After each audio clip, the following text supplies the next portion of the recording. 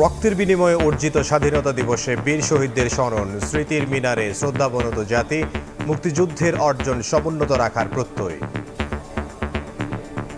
আজকে স্বাধীনতা দিবস, এখানে আমরা স্মরণ করতে এসেছি। আমরা স্বাধীন মাতৃভূমি পেয়েছি, তার একটা স্পষ্ট ধারণা এদের ভিতরে বীজ বপন করে দেওয়া। দেশপ্রেম জাগ্রত করা এই দিবসের মাধ্যমে আমাদের ইতিহাস ঐতিহ্য প্রজন্ম থেকে প্রজন্মে নিয়ে যেতে হবে।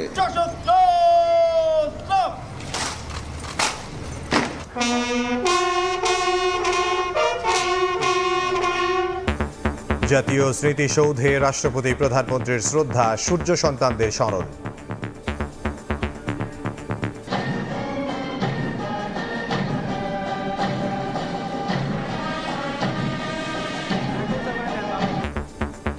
দেড় যুগ পর প্যারেড গ্রাউন্ডে বর্ণাঢ্য কুচকাওয়াজ, মনোমুগ্ধকর ফ্লাই পাস্ট ও প্রতিরক্ষা সক্ষমতা প্রদর্শন উপভোগ করলেন রাষ্ট্রপতি প্রধানমন্ত্রী।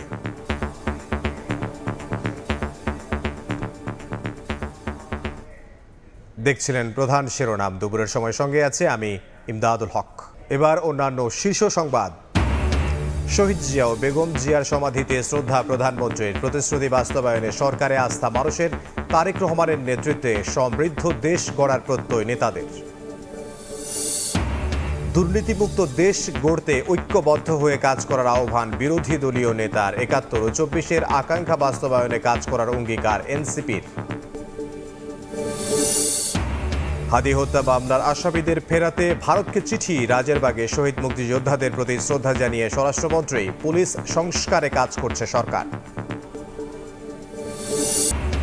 পদ্মাপাড়ে স্বজনহারাদের আর্তনাদ, বাসডুবির ঘটনায় ২৬ মরদেহ উদ্ধার, ২৫ জনের মরদেহ হস্তান্তর। নিখোঁজদের সন্ধানে দৌলতদিয়ায় দ্বিতীয় দিনের অভিযান।